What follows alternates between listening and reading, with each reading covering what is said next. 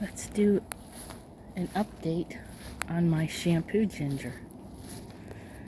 Just a little bit amount. Oh my, look.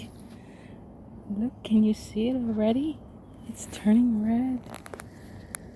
Now the other day I came out here and I found 3. See, there's 2. See, there's 1. Of course, there's 2. And I could have sworn there was another one. There it is. So I want you to watch and look. Okay, see if I can.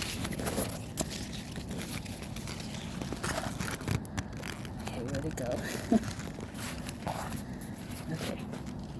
Ready? I'm gonna squeeze it just a little. Just a little. Oh, do you see that?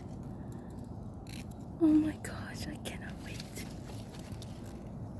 And it has a very, very light smell to it. Get that little flower.